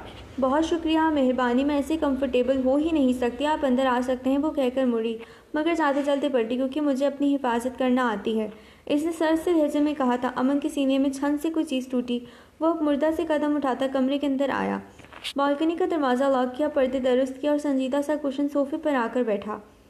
मोजा बेड पर पाँव नीचे लटका कर बैठे, खुद को मसरूफ जाहिर करने के लिए मोबाइल में शायद कोई गेम खेल रही थी। अमन ने एक नज़र उसे देखा और अपने लब बुरी तरह कुचले। एक तेरी नज़र में मुस्तरद जो ठहरे हम, फिर किसी की नज़र में कमाल ठहरे तो क्या ठहरे। वो चाहे दोबारा पैदा होकर भी आ जाता, इसका जुर्म जुर्म ही रहना था। कोई ना सुने सिसकती आहों को, कोई ना धरे तड़पती बाहों को, आधी आधी पूरी ख्वाहिशें, टूटी फूटी सब फरमाइशें, कहीं शक है, कहीं नफ़रत की दीवार है, कहीं जीत में भी शामिल पल पल हार है, या रब्बा दे दे कोई जान भी अगर, दिलबर पे हो ना दिलबर पे हो ना कोई असर। अमन सोफे पर नींद दराज होकर अपनी आंखों पर बाजू रख चुका था। उसने चोर निगाहों से ज़रा सा मुड़कर उसे देखा। नींद तो अब भी नहीं आ रही थी, मगर अब पहले सी बेचैनी नहीं थी। वो अब गर्दन तक कंफर्टर तान कर लेट गई। कुछ देर की कोशिश के बाद आखिरकार नींद आ ही गई। भारी सांस की आवाज़ सुनाई थी तो अमन ने आंखों से बाजू हटाकर उसे देखा। वो फुर्सत से उसे देखकर सेर हो सकता था, तभी सोफे पर उठकर बैठ गया। मीटिंग इख्तिताम पजीर हो चुकी थी। असावरी के चले जाने की खबर भी सबको मालूम पड़ चुकी थी। सबसे पहले अर्शन अपनी जगह से उठा था। वो बेसमेंट की सीढ़ियाँ चढ़कर लाउंज में निकला तो महाबीर इसके पीछे लपका। अर्शन, ये किसी और को करने दो। महाबीर ने उसे समझाना चाहा। नो डैड, हरगिज़ नहीं, इसे मुझे जवाब देना ही होगा। अर्शन की आंखें लहू छलका रही थीं। वो तेज़ी से इसके कमरे में दाखिल हुआ था। वो जो वज़ू करके वॉशरूम से बाहर निकली थी, इसे इस तेवर में कमरे में दाखिल होते देख बुरी तरह गड़बड़ाई। वो जानती थी वो लोग जान जाएंगे, मगर इतनी जल्दी ये सब उसे झेलना पड़ेगा सोचा नहीं था। अर्शन की आंखें लहू छलका रही थीं। वो तेज़ी से इसके कमरे में दाखिल हुआ था। वो जो वज़ू करके वॉशरूम से बाहर निकली थी, इसे इस तेवर में कमरे में दाखिल होते देख बुरी तरह गड़बड़ाई। वो जानती थी वो लोग जान जाएंगे, मगर इतनी जल्दी ये सब उसे झेलना पड़ेगा सोचा नहीं था। वो कदम कदम चलता इसके सर पर पहुंचा। मोबाइल दो, अर्शन ने सर्द और सपाट लहजे में कहा तो वो चुपचाप आगे बढ़ी और अपने तकिए के गिलाफ से मोबाइल निकाल कर उसकी जानिब बढ़ा दिया। गम और गुस्से से जैसे वो पागल हुआ था। इस पागल लड़की की वजह से एक और बेकसूर की जान चली गई थी। तभी एक झटके से इसकी गर्दन दबोच कर उसे दीवार से लगाया। यारन बेबसात के हर जिदबाजी हयात खेले बगैर हार गए, मात हो गए। अर्शन की रगें जैसे शिद्दत सबसे फट पड़ी। गर्दन पर दबाव बढ़ाता जा रहा था, मगर वो बगैर कोई मज़ामत किए भीगी सब छील की शफाफ आंखों में पानी भरे उस शख्स को देख रही थी, जिसकी निगाहों में आज उसे अपने लिए सिर्फ और सिर्फ नफरत दिखाई दी थी। एक सवाल दिया, जवाब मुझे हाँ या ना में चाहिए, नहीं तो मैं इन हाथों से तुम्हारी जान लेने से दरेक नहीं करूँगा। वो धाड़ा था। दिया के आंसू तिवतर से इसके बाजू पर गिरे। इस फाइल की इंफॉर्मेशन तुमने लीक की, इसकी पिक्स बनाकर तुमने इस शैतान को दी, हाँ या ना? जी, वो फाइल हमने ही चुराई और इसकी इन्फॉर्मेशन भी हमने ही लीक की। इसने बेतासुर चेहरे से अपना जुर्म आसानी से कबूल किया। आंखों से दर्द बह रहा था, मगर चेहरा बेतासुर। अर्शन ने गम और गुस्से की इंतहा से अपने बाल मुट्ठियों में जकड़े थे। वो गुस्से से पागल हो चुका था। तब लपक कर टेबल पर पड़ा वाच उठाया और उसे लेकर दिया की जानिब लपका। एक दर्दनाक चीख मारकर दिया ने अपने हाथ में लबों पर दबाए थे। तब इसने इसके बहुत करीब दीवार पर वो वाच अपनी पूरी शिद्दत से फोड़ा था। दिया बुरी तरह चीखी, मगर अर्शन ने उसे बाजू से दबोचा और कमरे से बाहर लेकर निकलता चला गया। वो चीखती रही, चिल्लाती रही, सबको आवाज़ें देती रही, मगर कोई भी तो नहीं आया था। वो उसे लेकर नीचे बेसमेंट में उतरा। बेसमेंट भी भाई भाई कर रहा था। अर्शन ने इसकी गर्दन की रग दबाकर उसे बेहोश किया और लाकर गाड़ी में डाला। गाड़ी तेज़ी से बेसमेंट के रनवे से एक मंजिल की जानिब गामजन हुई। वो हंसी खुशी अपने घर वापस आई थी। सारा और अपने बाबा से मिलकर बेतहाशा खुश हुई, मगर उसने उन्हें ये भी बताया कि आहान माहिर से निकाह इसने अपनी मर्जी से किया था। वो अब सारा की गोद में सर रखे लेटी हुई थी कि बाहर बहुत हलचल सी महसूस हुई। सारा और सावरी हैरान हुई कि ये हो क्या रहा है। भाई हशमत राव ने जानबूझकर बहुत अचानक बेटे को बैरून मुल्क भेज दिया था और इनके काम में कोई मखल ना हो। अचानक असावरी के कमरे में एक ब्यूटिशियन और काफ़ी सारी लड़कियां हाथों में ढेर सारे शॉपर पकड़े दाखिल हुई। ये लोग हैरान हुए। अभी असावरी को समझते कि कमरे में हशमत राव दाखिल हुए। ज़्यादा हैरान होने की ज़रूरत नहीं है। ए बहू तैयार कराओ इसे। आज इसका मेरे दोस्त खान शमशान खेल के बेटे से, खान जावर खेल से निकाह है। हशमत राव ने इसके सर पर बम फोड़ा। ये क्या कह रहे हैं बाबा आप? मेरा निकाह हान से हो चुका है, जो मैंने अपनी मर्जी से किया है, और सावरी की बात पूरी नहीं हुई। वो तुम पर इसने दबाव डाला होगा, इससे तुमने कर लिया। वैसे भी लड़की के वली के बगैर निकाह नहीं होता। मैं नहीं मानता है निकाह। हशमत राव ने इसकी बात हवा में उड़ाई। आप माने ना माने, मगर मैं तो मानती हूँ। और आपने सोच भी कैसे लिया कि मैं निकाह पर निकाह करूँगी? मैं हान से मोहब्बत करती हूँ और इस पैलेस में भी मैंने ऐसी कोई चीज़ नहीं देखी जो आपने मुझे उनके बारे में बताई थी। इसका मुताबिक आप झूठे चटाक। हशमत राव के करारे से थप्पड़ ने सावरी के होश उड़ाए थे। बकवास बिल्कुल नहीं, जो बोला है वो करो। आज ये निकाह होगा मतलब होगा, और किसी में हिम्मत नहीं कि वो मेरे फैसले के खिलाफ जाए। आप जल्दी से तैयार हो जाएं। ज़रा सी खून चरा की तो तुम्हारी माँ को तुम्हारी आंखों के सामने जिंदा गाड़ दूंगा मैं। हशमत राव चिल्लाकर, मगर सावरी पर आज कई जानलेवा इंकशाफत सामने आए। उसे हेली के जरिए को पता चलाया गया था। पाशा ने फ़ोन पर महारानी को इत्तला दी थी। क्या सावरी भी वापस जा चुकी थी? नूरे पाक बीबी भी वापस भेज रहे हैं। तो वो लोग ये खून खराबा बंद कर दें। महारानी ने तो इनको तमज़कर उड़ाते, मगर ये यकीन दहानी भी करवाई थी कि अब कोई खून खराबा नहीं होगा, बस एक नूरे पाक बीबी खैर हवेली को पहुंच जाए। अब अर्शन बहेली से उतरकर उसे गाड़ी में बिठाया। वादे के मुताबिक अकेला नहता खेल हवेली की जानिब रवां था, जिसकी इत्तला खान शमशान खेल को दे दी गई। लाइट येलो कलर के पीले से लिबास में वो सर था, पर खुद भी बिल्कुल जर्द पड़ गई थी। गोद में हाथ रखे बेआवाज़ आंसू बहा रही थी। गाड़ी तेज़ी से हचकोले खाती हुआ हवा से बातें कर रही थी। वो सर्द और सपाट चेहरा लिए तेजी से ड्राइविंग कर रहा था। आज दिया की आंखें जिसके आंसू इस पत्थर बने बैठे शख्स पर किसी भी तरह असरअंदाज नहीं कर रही थी। तुम आखिरी बार आपसे कह रहे हैं कि हम वजाहत दे सकते हैं। इसने हिचकियों के दरमियान कहा, मगर इसने कोई रद्द-ए-अमल जाहिर नहीं किया था। यूं बन गया जैसे इसके अलावा गाड़ी में कोई मौजूद ही नहीं। एक बड़े से दीवार गिर गेट के सामने झटके से वो BMW रुकी थी। अर्शन ने हॉर्न दिया। मैं माजरत ख्वाह हूँ आपसे कि नूरे पाक बीबी के मैंने आपको आपके असल से जुदा कर दिया। अब आप इत्मीनान से अपनी ज़िंदगी में वापस लौट सकती हैं। आपको कोई परेशान नहीं करेगा।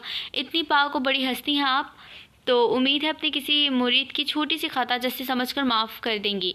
इतनी सर्द और ठंडा ठार लहजा था कि दिया रूह तक तड़प गई, मगर इससे पहले वो कुछ कहती गेट खोल दिया गया था।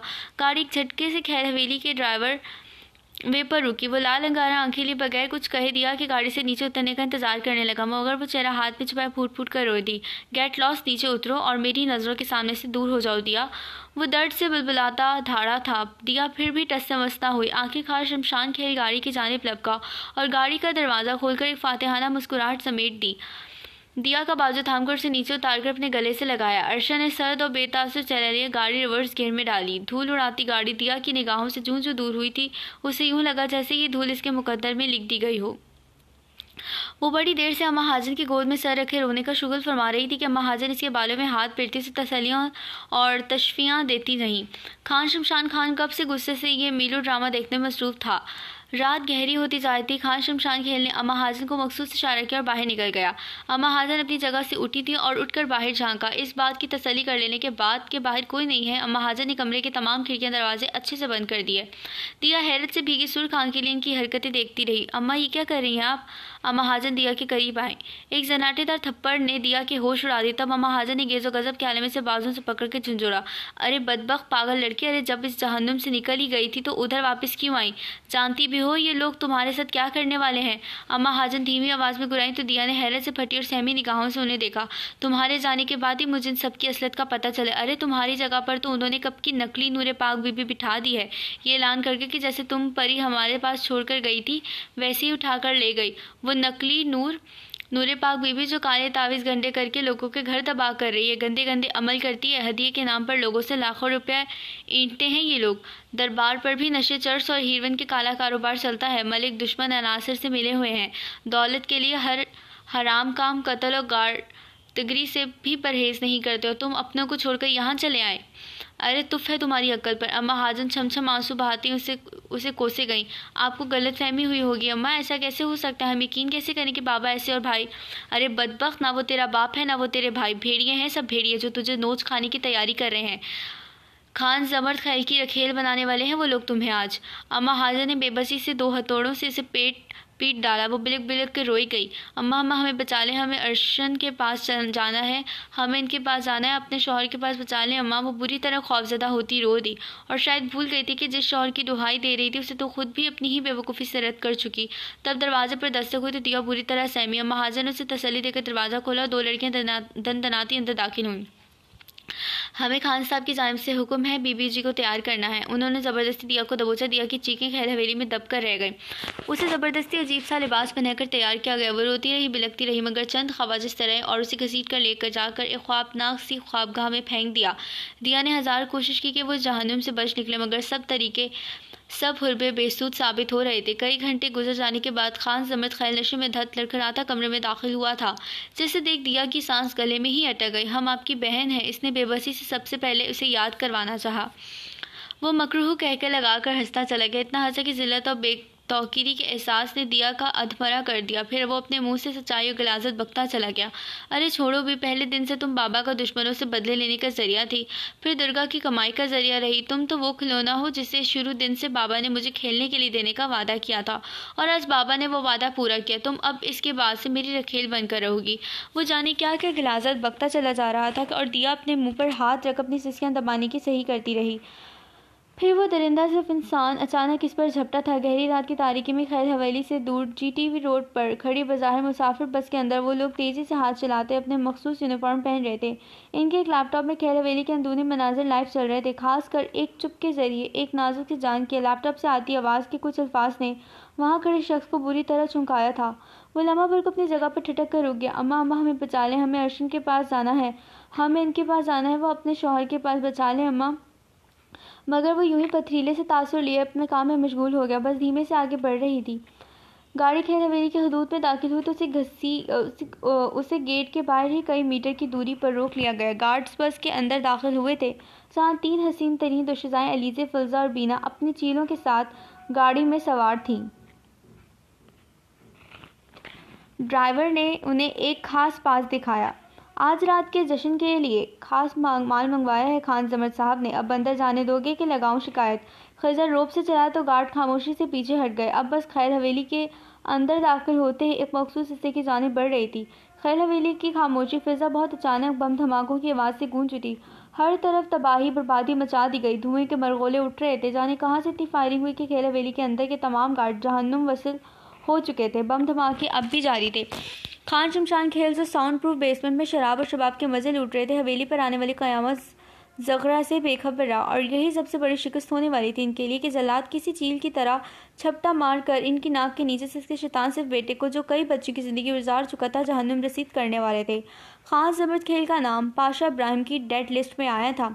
ये सारा दिया के ज़रिए मंजम तरीके से मुंतखब किया गया एक ख़ास प्लान था। ये लोग कुछ देर के लिए इनका ध्यान भटकाने वाले थे, और वही हुआ। दुश्मन अपनी फतह के नशे में चूर उन पर से अपनी तवज्जो हटा चुके थे, जैसे कि वाकई जल्लाद इन हथखंडों से डर गए हों या पीछे हट गए हों। उन्हें क्या लगा, जल्द अपने घर की बहू बेटियों को इन दरिंदों के हवाले करेंगे।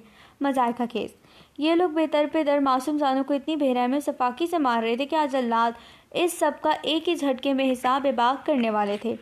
खान शमशान खेल को वार्निंग देने के लिए कि वो बाज आ जाए, हट जाए, नहीं तो इसका पूरा ख़ानदान माँ सिवाय ख़वातीन के जहन्नुम वासिल कर दिया जाए, वो भी चुटकियों में। अब तक तो ये लोग इसके लिए भी बचे हुए थे कि इनके पास सोहेम खान की दिया थी, और इसके साथ इनकी पुश्त पनाही दुश्मन अनासिर लोग भी कर रहे थे। लेकिन अब इनके पापियों का घड़ा भर चुका था और अब हिसाब किताब की बारी थी।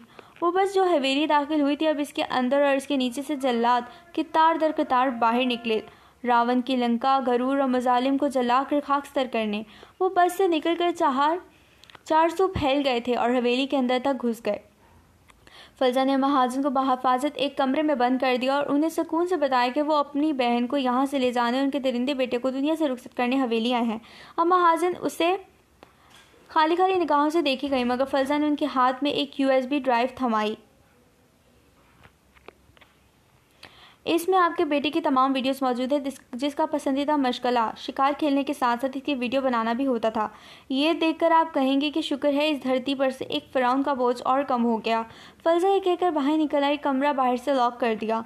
अब बस एक शैतान को जहन्नुम पहुंचाना था। दिया लोकेशन ट्रेस करता तेज़ी से अंदर की जानिब बढ़ रहा था। मखसूस खुफिया राहदारियों से होते हुए पिछले जानिब के बने कमरों में दिया की मौजूदगी का पता चला।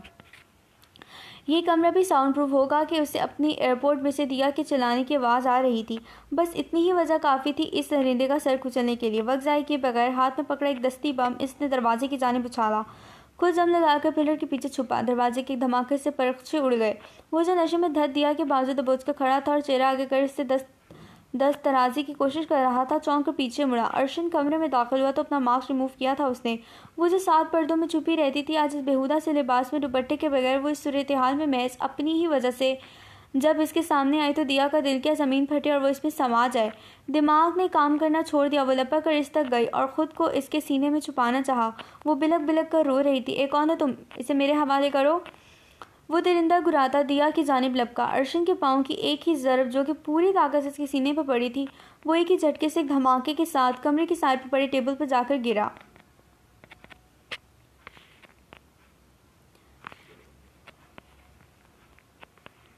अर्शन ने नरमी से इसे साइड पर किया और ज़मीन पर पड़ा दुपट्टा उठाकर इसके गिर्द अच्छी तरह लपेटा। इस दौरान इसकी लहू चिलकाती निगाहों ने एक मरतबा उसके वजूद का अहाता करने की कोशिश नहीं की थी। अर्शन अब खान जमर पर पड़ा था। जी भर के इसकी हड्डी पसली तोड़ देने और उसे लहू लहान कर देने के बाद इसके हाथ में चमकते स्कैल्पल को देख दिया रोना भूल गई। अब इसका स्कैल्पल वाला हाथ जमत की नीम जान मछली की तरह तड़पने जिस्म पर रेंग रहा था। अर्शन छोड़ दें, इसे जाने दें, ये तो है ही शैतान। आप इसके खून में अपने हाथ क्यों रंगना चाहते हैं? आप क्यों कानून हाथ में ले रहे हैं? वो जैसे अपने होश को बैठी, तभी अर्शन का बाजू झंझोड़कर चीख चिल्ला रही थी, शट अप, पीछे हटो। अर्शन इस कदर ऊंची आवाज़ में धारा था कि दिया सहम गई। अर्शन ने इसका बाजू दबोचा। तुम दिया, तुमने क्या कसम खा रखी है मेरी जात की नफी करने की, मुझे गलत साबित करने की। वो चिल्लाए, पीछे मुड़कर एक ही वार से तड़पते शख्स की शहरक काट डाली। खान जमरद खैल की आधी गर्दन कट कर एक तरफ लड़की तो दिया होश और से बेगाना होकर जमीन फूस हुई। अर्शद ने अपने पॉकेट से एक चिट निकालकर खान जमरद पर फेंकी और दिया को उठाकर वहां से निकलता चला गया। वो लोग जैसे तूफान मचाते अंदर तक दाखिल हुए थे। अब इतने ही सुकून से सब कर आकर बस में यूं सवार हुए जैसे बस की सवारी शहर के लिए ही तो निकले थे। बस खैर हवेली से बाहर निकले और जीटी रोड से जाने कहाँ गायब हो गई। राहत बहुत गहरी थी। दिन में तो वो किसी न किसी तरीके से तबीयत खराब का बहाना करके बच निकली थी, मगर अब जो 2-3 गाड़ियाँ पोर्च में आकर रहीं और मौलवी के साथ खान जावर खैला मौलवी और हशमत राव को अंदर दाखिल होते देखकर सावरी के पैरों तले से ज़मीन से रख गई। हशमत राव ने जानबूझकर दिन में कोई कार्रवाई न की ताकि आहन माहिर खान को किसी चीज़ की भनक तक न लगे, और अब वो रात को अपने तमाम प्लान पर अमल करने वाले थे। एक तरफ खैर हवेली में जश्न जारी था तो दूसरी तरफ वो शमशान खैरी की इजाज़त से खान जावर खैर को निकाह के लिए अपने साथ ले आए। सारा छुपती छुपाती अपना फ़ोन ढूंढकर कमरे में आई, रूम से अंदर लॉक किया। मामा, वक्त नहीं है रोने धोने का, खान को फ़ोन करो, कहो तुम्हें आकर लेकर जाए। सारा ने कहा तो सावरी ने जल्दी से इसका नंबर डायल किया। अपने कमरे में बंद वो रॉकिंग चेयर पर झूलता बहुत डिस्टर्ब था। कसे सिगरेट नोशी से कमरा धुएं से भरा हुआ था। इसके बाबा माहिर खान उसे जानबूझकर यहाँ छोड़कर गए थे। राव मेंशन पर भी पूरी तरह नज़र रखी गई थी। माहिर खान के हुक्म के मुताबिक उसे हर माहौल में सावरी को राव मेंशन से निकालना था, मगर उसे इतना ही तड़पता कर जितना कि उसके जाने के बाद वो खुद तड़पा था। फ़ोन काफ़ी देर से रिंग हो रहा था। वो ये कॉल उठाना नहीं चाहता था। तभी तकरीबन घंटे भर से फ़ोन रिंग हो रहा था, मगर इसने नज़रअंदाज किए रखा। आखिर जब ये रिंग दिमाग पर हथौड़ी की तरह बरसने लगी तो लाल अंगारा आंखें लिए इसने ये कॉल उठाई। फ़ोन यस करके कान को लगाया, मगर तेज इश्तिहाल की शिद्दत से बोला कुछ भी नहीं। दूसरी जानिब ब्लैक गोल्डन इम्तिजाज के दुल्हन वाले कपड़ों लिबास में पूर्व सजी माही बे आपकी तरह तड़प रही थी। हस्बत तवक्का बुरी तरह बिलक बिलक कर रोई। हाँ, मुझे माफ़ कर दे, मैं आपके पैरों में गिरकर माफ़ी भी मांग लूँगी, मगर मुझे इस जहन्नुम से ले जाए। मुझे सब हकीकत का इल्म हो चुका है, सब कुछ जानते बूझते बाबा मुझको मेरा भी खान जावर खैल से निकाह करवाने वाले हैं। आहन मुझे बचा ले, मैं तो आपकी इज्जत हूँ ना आपकी मनखूहा हूँ, प्लीज़ सेव मी। इसका यकीनन सांस सुकर रहा था। आहन ने तहम्मुल से इसकी बात सुनी। शिद्दत जब से आंखों लहू छिलका रही थी। कहा था ना सावरी शाह, मेरे घर से कदम बाहर निकाला तो तमाम कश्तियाँ जलाकर जाना ताकि वापसी नामुमकिन हो जाए। और अब ये मेरी तरफ से तुम आज़ाद हो, तुम बेफिक्र होकर निकाह कर सकती हो, क्योंकि मेहमान माहिर खान अपने पूरे हवास में इस बात मुकम्मल नहीं हुई थी, ना ही इसे मुकम्मल करने का इरादा था कि बात मुकम्मल कर देता तो ज़िंदगी भर के लिए खुद अधूरा रह जाता। सावरी की मामा की चीख फिजा में बुलंद हुई थी, क्योंकि सावरी शायद ज़मीन बोस हुई थी। वो फ़ोन कान से लगाए ही तेज़ी से बाहर निकला। सारा ने फ़ोन उठाकर अपने कान को लगाया। तुम महान बेटे हो ना? बेटे, तुम्हें तुम्हारी माँ का वास्ता, इसकी माँ की फरियाद सुन लो, मेरी बच्ची को बचा लो, नहीं तो ये मर जाएगी। अगर इसे कुछ हो गया तो मैं मर जाऊँगी, इसका कोई कसूर नहीं। बेटे, ये जानती है कि मैं काफ़ी सालों से हार्ट पेशेंट हूँ, तो इसीलिए अपनी माँ की तरफ पे जहन्नुम तक चली आई। मगर उसे क्या मालूम था कि दादा के नाम पर भेड़िया बैठा है, जो दौलत की खातिर से निकाह पर निकाह जैसे हराम अमल करते उसे एक दरिंदे के हवाले कर देगा। बेटा, तुम सुन रहे हो ना? सारा ने रोते हुए परेशानी से पूछा। आंटी, आप फिक्र मत करें, मैं लेने आ रहा हूँ उसे। आहद ने कहते गाड़ी में बैठकर दूसरे फ़ोन से आईजीपी अवैस मलिक को मैसेज किया, गाड़ी स्टार्ट की। आंटी, मेरे साथी गार्ड्स वहाँ इस घर में भी मौजूद हैं, जो मेरे एक इशारे पर किसी का भी भेजा उड़ा सकते हैं। आपकी बेटी अब मेरी इज्जत है, मेरी जिम्मेदारी है, और मुझे अपनी इज्जत की हिफाजत करना आती है। रिलैक्स रहें, आपकी तबीयत ख़राब ना हो जाए, और इसे भी किसी तरह होश में लाकर ये बता दें कि मैं आ रहा हूँ। आहन ने कहा तो सारक की जान में जान है। शुक्रिया बेटे, बहुत ही शुक्रिया। इंतहाई किसी गैरतमंद शरीफ माँ बाप के बेटे हो, जो अपनी इज्जत की कदर करना जानते हो। सारा ने कहा और फ़ोन रख दिया। जल्दी से सावरी के लबों के करीब इनहेलर लेकर गई और एक हाथ से टेबल पर पड़े जग में से पानी निकाल कर उसके मुंह पर पानी के छींटे फेंके। वो होश में आई थी। सारा ने उसे कंधों से थाम कर उठाकर बिठाया। वो दोबारा चला कर रोना चाहती थी कि सारा ने उसे ज़िंदगी की नवीद सुना दी। इनकी खुशी ज़्यादा देर कायम न रह सकी जब उसे बाहर से धड़ाया गया। मामा, सावरी सहम गई। रिलैक्स रहो, पैनिक मत हो, तबीयत ख़राब हो जाएगी। हान बेटे ने ही कहा है कि तुम्हें बताऊं कि वो आ रहा है। फिक्र मत करो, कुछ नहीं होगा। बस दादा से मुँहमारी करने के बजाय उन्हें इमोशनल बातें करके उलझाकर थोड़ा वक्त लो। सारा की सरगोशी पर वो सर हिलाती ज़मीन से उठी। बहू, दरवाज़ा खोलो, अगर मैंने तुड़वा दिया तो अच्छा नहीं होगा। तो माँ बेटी के लिए, हशमत राव चिल्लाया। सारा ने आगे बढ़कर दरवाज़ा खोल दिया। मोबाइल पर पहले ही ऑफ करके बेड के नीचे फेंक चुकी थी। हशमत राव दनाता अंदर दाखिल हो गया। क्या कर रही थी तुम दोनों? हाँ, हशमत राव चिल्लाया। बाबा, असावरी रोते हुए हशमत राव के पास है उनका बाजू थामा। आपने मुझ पर हाथ उठाया, आपने तो मुझसे कभी छिड़क कर बात तक नहीं की थी, आपने मुझ पर हाथ उठाया। वो रो रही थी। हशमत राव झाग की तरह बैठता चला गया।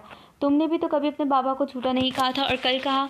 हशमत राव ने उसे खुद से लगाया तो मजीद आंसू बहाने लगी। आहन जब पूरे प्रोटोकॉल के साथ, पूरी पुलिस फोर्स के साथ राव मैंशन में दाखिल हुआ तो किसी गार्ड या किसी कुत्ते की जरूरत ना हुई कि वो मज़ाहमत कर सके। वो लॉन्च में दाखिल हुई तो हशमत राव उसका बाजू दबोचे ज़बरदस्ती से सीढ़ियों से नीचे घसीट रहा था। पुलिस ने उन्हें चारों जानिब से घेर लिया। आहन को पता था कि कोई ना कोई गड़बड़ ज़रूर होगी, इसीलिए इसने आईजीपी अवैस मालिक को पहले ही तमाम सूरत हाल से आगाह कर दिया था, जो कि पहले सुनकर हैरान हुए मगर अब के साथ थे। ये क्या हो रहा है आईजीपी? तुम लोगों की हिम्मत भी कैसे हुई मेरे मैंशन में घुसने की? हशमत राव यूं भड़का जैसे इसके दम पर पाँव आया था। खान जावार खैल ने आहन को खून खवार निगाहों से देखा, जो दूसरी मर्तबा रंग में भंग डालने चला आया। शराब मिस्टर हशमत राव, आपके खिलाफ कंप्लेन है कि आप डीआईजी आहन माहिर खान की मनकूहा का निकाह पर निकाह करवाना चाहते हैं। मेरी नज़रों में इस कदर बड़ा जुर्म है कि डीआईजी आहन अपनी मनकूहा को वापस लेने आए। हर किसी ने इनके काम में दाखिल करने की कोशिश की तो मैं शूट एट द स्पॉट का ऑर्डर दे दूंगा। आईजीपी अवैस मलिक भी भड़के तो हशमत राव सेकंड्स में ठंडा पड़ गया। अब बच्ची का हाथ छोड़ने से खुद फैसला करने दें कि वो किसके साथ रहना चाहती है। अवैस मलिक चलाया तो हशमत राव ने तड़पती मशक्कत सावरी का बाजू छोड़ दिया और फिर सेकंड्स में वो भाग कर आहन के सीने से लगी। फिर कुछ लम्हों के तो आहन भी इसकी इस बेबाकी पर बुखला गया। माथे पर बेशुमार बलाए थे मगर आईजीपी के सामने शराफत का मुजाहरा करते नरमी से खुद से अलग करके अपनी पुष्ट पर छुपाया। नहीं तो बैद नहीं थी कि उसे खुद से दूर पटक कर इसके होश ठिकाने लगा देता। ये आप लोग अच्छा नहीं करे। हशमत की दुम पर पाँव आया। नाक के नीचे से इसकी पर्सनल प्रॉपर्टी निकाल कर ले जाने वाला था तो वो बिलबिलाता क्यों नहीं? देख लेना, अपने ऑफिस में ही होता हूँ मैं। आहन ने कहा और वो लोग सावरी को लिए बाहर निकलते चले गए। सारा ने सुख का सांस लिया। आहन ने उसे अपनी गाड़ी में बिठाया। आईजीपी अवैस मालिक और तमाम फोर्सेस उसे आधे रास्ते तक छोड़ने आए, मगर इससे आगे आहन ने जानने के बावजूद कि इनका ताकुब किया जा रहा है, अवैस मालिक को वापस आने का बोल दिया कि वो दुश्मन के साथ अपने तरीके से निपटना चाहता था। अवैस मालिक लोग वापस चले गए। अब वो अकेले व्हाइट पैलेस की जानिब जाने लगा, मगर बहुत जल्द इनकी गाड़ी पर फायरिंग की बौछार हुई। आहन अपना सारा गमो गुस्सा स्टीयरिंग पर और अपने ताकुब में आने वाले इन कुत्तों पर निकाल रहा था। जब वो इसके पहलू में पूर सजी दुल्हन बनी बैठी बिलक बिलक कर रो रही थी। ब्लैक पर गोल्डन इम्तिजाज के काम पर डार्क गोल्डन ज्वेलरी, वो आसमान से उतरी कोई नाजुक अंदाम अप्सरा ही लग रही थी मगर सोगवार। आहन प्लीज़ मुझे माफ़ कर दें। बार बार एक ही गर्दान के जाने पर भी इसके माथे की फुहार रगों की हवा निकलने का नाम ही नहीं ले रही थी। इनकी ताकों में आने वाले गुंडों की फायरिंग से इनकी गाड़ी का टायर बर्स्ट हो चुका था। शायद तभी आहन गाड़ी हचकोले खाने लगी। वो एक वीरान सी जगह थी जहाँ अभी ज़ेरे तामीर फ्लैट्स के सराद थे। वो महारत से गाड़ी को ब्रेक लगाते एक इमारत तक आया। गाड़ी रोककर उसे कलाई से खींचकर नीचे उतारा, उसे लेकर किसी महफूज मकाम की जाने भागा। बिल्डिंग तामीर करने के लिए एक टेम्परेरी लिफ्ट बनाई गई थी जिसमें वो सवार होकर तकरीबन 15 मंजिला इमारत की 10वीं मंजिल तक पहुंचा था। उसे महफूज जगह पर छुपा कर वो इन कुत्तों को ठिकाने निकला था। फायरिंग की बौछार थी और सावरी का दम निकला जा रहा था। तबीयत बुरी तरह ख़राब होना शुरू हुई थी और यूँ लगता था कि अब दम निकलने वाला है कि तब कुछ ही देर में गुंडों को ठिकाने लगाकर सर्द और सपाट शहर अलीस तक पहुंचा। कहाँ जाना है जल्दी बता दो ताकि तुम्हें आंटी को दिए गए वादे के मुताबिक महफूज मकाम तक पहुंचा दूं। काफ़ी सर्द लहजा सावरी रोना तो भूल ही गई थी। आहन, मुझे व्हाइट पैलेस जाना है, आपके साथ हमेशा हमेशा के लिए, आपके साथ, आपके करीब, आपकी बनकर रहने के लिए। सावरी ने तड़प कर करीब आकर उसकी शर्ट मुट्ठी में भरी थी। वो गहरे गहरे सांस भर रही थी। इसकी हालत से साफ पता चल रहा था वो बड़ी मुश्किल से सांस ले रही है। एक हाथ की मुट्ठी में तो इसकी ज़िंदगी कैद थी, इनहेलर की शक्ल में। आहन ने इसका हाथ बुरी तरह झटका। ये तो अब तुमने मुमकिन नहीं रहने दिया सावरी शाह। अब तुम व्हाइट पैलेस तो नहीं जा सकती क्योंकि मैंने आहन मारकर अपने पूरे होश और हवास। एक मरतबा फिर सावरी ने इसके लफ्ज़ को उसके मुंह से छीन लिया था क्योंकि इसने मुट्ठी में पकड़ा इनहेलर 10वीं मंजिल से नीचे जाने कहाँ पर उछाला था। आहन ने फटी फटी निगाहों से इसकी हरकत देखी। माँ, व्हाइट पैलेस नहीं जा सकती तो कब्र में जाना पसंद करूँगा। आपका फ़र्ज़ पूरा हो गया, आप जा सकते हैं यहाँ से। जाइए, आपके नाम के साथ मरना चाहती, सुकून से जाइए। वो सरता पैर नीली पड़ती लड़खड़ाती पीछे की जानिब कदम बढ़ाती रही। अगर वो इमोशनलेस ग्रीन मॉन्स्टर था तो सामने भी सदा की ज़िद्दी और अकड़ सावरी शाह थी जो इसकी जुदाई से बेहतर मौत को गले लगाने को तरजीह दे रही थी। आहन गुस्से से इसकी जानिब लौटकर उसे बाजू से पकड़ के झंझोड़ा। ये क्या किया पागल लड़की तुमने? आहन गुराया मगर बेसुध। तब तक इसकी सांस गले में ही अटक चुकी थी। वो लड़खड़ा कर ज़मीन पर गिरी। आहन ने उसे अपने बाजू से सहारा दिया और यही वो लम्हा था, ये पल जब वो हरी भला होकर खुद मरने वाला हो जाता था। अपनी ज़िंदगी की ज़िया के खौफ से आहन के जिस्म का सारा लहू निचड़ कर चेहरे पर आया था। फिर बगैर सोचे समझे, बगैर कुछ भी सोचे, वो इसके नाजुक लबों पर झुका था और उसके सीने में अपनी सांसें उठेलने लगा।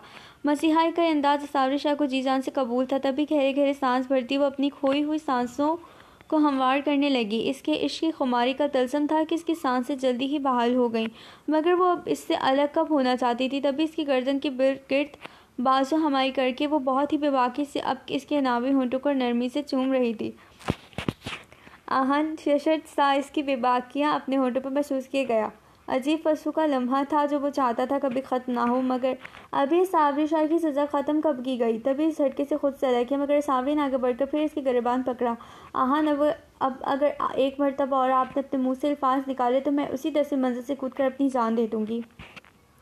आहन ने इसके हाथ परे झटके और उसे बाजू से पकड़कर फिर वापसी की राह ली। लिफ्ट से नीचे उतरकर उसे दोबारा अपने आदमी से मंगवाई गई दूसरी गाड़ी में धकेला, खामोशी से ड्राइविंग करने लगा।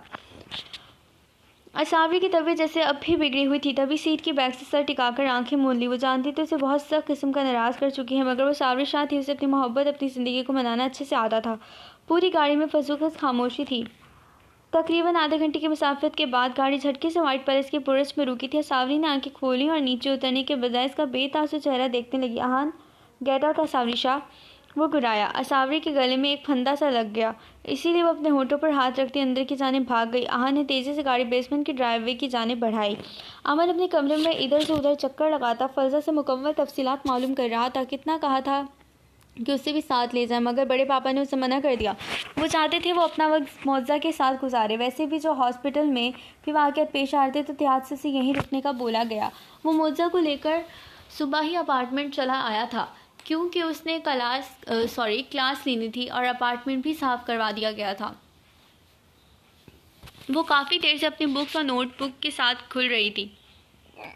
मैम फरियाल ने मैथ का टेस्ट दिया था और बोला था कि जिसके कम मार्क्स आए उसे पनिशमेंट होगी। मौजा ने नोटबुक पर बेड पर फेंक कर मारी थी।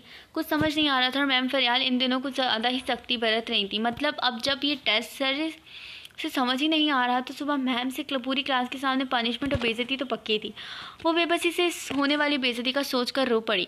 अमन जो कि बेचैन सा था, इसे एक नज़र देखने को मोबाइल में एक स्क्रीन ऑन की तो बेतहाशा चौंका। अब क्या हुआ है? इतनी रात को ये क्यों रो रही है? अमन सख्त मुतफिक्र हुआ था और ऐसा हो सकता था कि अब वो उसे फजूल में आंसू बहाने दे।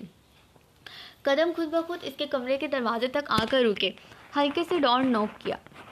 अंदर मौजा चौंकी थी। इस वक्त अपार्टमेंट में तो मौजा और इसके अलावा कोई था भी नहीं। कौन? मौजा ने यूं ही पूछ लिया, हालांकि जानती थी दरवाजे पर कौन है। अमन ने थोड़ा सा दरवाज़ा खोलकर उसे देखा, जो टी पिंक फ्रॉक और पजामे में पिंक स्कार्फ गले में पहने, भीगा चेहरा लिए बेजार सी बैठी थी। जिसा व्हाट हैपेंड? खैरियत, रो क्यों रही हो? अमन ने धीमे से पूछा। इसके लहजे में इतनी फिक्र थी कि वो बेख्तियार ही उसे अपना मसला बता गई। मैं इसका टेस्ट हूँ, मुझे कुछ भी समझ नहीं आ रहा। रोती बसूरती वो उसे अपना गंभीर मसला बता गई। अमन ने एक लंबी सर्च सी आँख खींची। मैं पढ़ा दूँ? अमन ने झिझकते हुए पूछा। मौजा ने भीगी पलकी उठाकर बेतासुर चेहरे लिए उसे देखा। बेइज्जती और पनिशमेंट से बेहतर था वो चुपचाप जी कड़ा करके तैयारी कर ले। तभी पेन बुक और नोटबुक उठाकर बेड से उतरी। अमन का दिल जैसे कानों में धड़का था। एक सरशारी सी रकोपे में दौड़ गई, मगर चेहरा बेतासुर ही रखा। अमन पीछे मुड़ा और लॉन्च में चला आया। लॉन्च में एक सोफे पर बैठ गया। वो धीमे कदमों से चलती, स्कार्फ सर पर सेट करती इसके साथ वाले सोफे पर आकर बैठी। अमन ने लाख जाने के बावजूद इसकी जानिब देखने की कोशिश नहीं की। अपनी तमाम तवज्जो नोटबुक पर रखी। फिर सिर्फ 5 मिनट में ही अमन ने इसके सामने ऐसे कॉन्सेप्ट्स क्लियर किया कि उससे अगले 10 मिनट में मौजा ने उसे 2 से 3 सम सॉल्व करके दिखा दिए। गुड, ऐसे ही मज़ीद कोशिश करो। अमन ने बालों में हाथ फेरते उसे कहा। मौजा ने एक नज़र उसे देखा। रात के 12 बजे का वक्त था। तन्हाई, खामोशी, हूँ का आलम। इस शख्स का इश्क, इसकी मोहब्बत उसके सामने थी, तो अगर वो उसे इस कदर चाहता था तो उसे चाहता क्यों नहीं था? किस मिट्टी का बना था ये शख्स? अपना फैसला वापस लेने के बाद वो तब से अब तक इसी इंतज़ार में रही कि शायद वो अपनी बात, अपने वादे पर कायम न रह पाए, और तब वो उसे जताए कि देखो, ये है तुम्हारी मतलबी झूठी मोहब्बत और ये हैं तुम्हारे खोखले दावे। उसने कहा था वो कोई डिमांड नहीं करेगा, कभी कोई हक नहीं जताएगा। क्या कोई किसी से इस कदर बेलस और बेगर्ज मोहब्बत कर सकता है? शायद नहीं। वो जाने क्यों मगर मगरूर सी होने लगी थी। तभी अब पाँव सोफे के ऊपर करके पुरसुकून होकर बैठ गई और अपनी नोटबुक पर झुक गई। अमन बार बार इसकी खुद पर नज़र नोट कर रहा था। कुछ तैयारी करके अब वो नींद से बेहाल होने लगी थी। तभी बार बार झमाइयाँ और छोटी मोटी छुई में कातिल अंगड़ाइयाँ लेने लगी। अमन को उस पर टूट कर प्यारा है, मगर मुसीबत तो ये थी कि वो उसकी इन हरकतों पर खुलकर मुस्कुरा भी नहीं सकता था। वो उठकर कहीं गया कहीं गया था। मोजा ने एक चोर निगाह इस पर डाली, फिर नोटबुक की जानिब मुतवज्जा हो गई। वो कुछ देर बाद आया तो उसके हाथ में भाप उड़ाते कॉफ़ी के 2 मग्स थे। एक मग खामोशी से इसकी जानिब गहरे निगाह से देखते हुए बढ़ाया, जो मोजा ने थोड़ी सी झिझक के बाद थाम लिया। कब थामते मोजा की मखरूती गुलाबी उंगलियां इसकी उंगलियों से मिस हुई तो दोनों करंट सा खा कर चौंके थे। मोजा फौरन बुक की जानिब मुतवज्जा हो गई। रमन अपनी जगह पर बैठ गया। मोजा ने कप टेबल पर रखा और नोटबुक इसकी जानिब बढ़ाई, जो कि इसने नरमी से थाम ली। नहीं, ऐसे नहीं, वो फिर उसे समझाने लगा।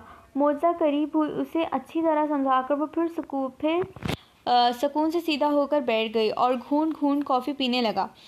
इसी वक्त का आसपास होना था किस कदर दिलनशीन और दिलफरेब एहसास था। अमन को सुकून रगों में खून के साथ गर्दिश करता महसूस हुआ। मोजा फिर नोटबुक के जानिब मुतवज्जा हुई। यूं ही नोट पर तवज्जो देते कप उठाकर लबों से लगाया। 2 से 3 कप सिर्फ लेकर बेध्यानी में कप अपने पास सोफे पर ही रख लिया। मोजा बुरी तरह सहमी थी जब अम्मा ने बहुत अचानक उसे बाजू से पकड़कर अपनी जानिब खींचा। जो अपने ध्यान में रिलैक्स होकर बैठी थी बुरी तरह इसके सीने से टकराई। ये क्या कर रहे हैं आप? गमो गुस्से से घुराते मोजा ने इसके हाथ दूर झटके। अमन ने नरमी से उसे छोड़ा, मगर अब वो इसके इतने करीब खड़ी थी कि इसकी सांसों की जलती तपिश अमन को अपने सीने पर महसूस हुई। कुछ नहीं करना, ना ही खुद को कुछ करने का अहल समझता हूँ, बस पीछे मुड़कर देखो, अमन ने नरमी से कहा। मोजा ने पीछे मुड़कर देखा तो इस पर घड़ों पानी पड़ गया। गर्मा गर्म कॉफ़ी का कप सोफे पर उल्टा पड़ा था। अगर वो उसे ना खींचता तो यकीनन मोजा की टांग चल जाती। वो शर्मिंदगी से सुर्ख पड़ गई। मुझे समझ आ गई है, मैं कर लूँगी तैयारी, आपको नींद आई होगी, आप आराम करें जाकर। वो निगाहें चुराती बोली। अब इसके पास बैठना नामुमकिन था। अमन ने उसे देखा अब जबकि इसने बोल दिया था कि वो जाए तो उसे जाना ही था। ओके, बेस्ट ऑफ लक, अमन कहते हुए अपने कमरे में चला आया। वो उसे ये नहीं कह सकता था कि उसे एक अरसे से नींद नहीं आती। वो सारी रात नहीं सोता। वो बेख्वाबी का शिकार है और ये नींद शायद अमन को इसके बगैर नहीं आती। वो अंदर अब तहज्जुद अदा करके अपनी तिलावत शुरू कर चुका। अमन इस कदर खुश एहलानी में मगन हुआ कि आवाज़ कब बुलंद हुई पता ही ना चला। मोजा जो काफ़ी हद तक तैयारी कर चुकी थी और जिसे हर रोज़ इस आवाज़ में तलावत सुनकर सोने की आदत थी, अब वो भी पाकीज़गी में डूबी रूह को पुरसुकून करती सूरत बकरा की आवाज़ सुनाई दी तो कब नोटबुक सीने से लगाए सोफे पर ही सो गई, पता ही ना चला। तकरीबन 1.5 घंटे बाद अमन ने यूं ही दरवाजे से झांक कर बाहर देखा। उसे लगा वो अपने कमरे में चली गई होगी, मगर वो तो वहीं सोफे से टेक लगाए गहरी नींद में थी। नोटबुक सीने से लगाए हुए थी और अपने हाथ में पेन भी यूं ही मौजूद था। अमन बाहर आया, जज़ा करीब होकर पुकारा और उसके चेहरे के करीब चुटकी बजाई, मगर वो टस से मस ना हुई। जज़ा कदर बुलंद आवाज़ में पुकारा, मगर असर न दारा, वो कुछ ज़्यादा ही गहरी नींद में थी। सो प्यारे प्यारे रीडर्स, यहाँ पर जो है पार्ट एंड होता है। अपना ख्याल रखिएगा, चैनल को सब्सक्राइब करना मत भूलिएगा। तो मिलते हैं नेक्स्ट पार्ट में, तब तक के लिए अपना ख्याल रखें। अल्लाह हाफिज़।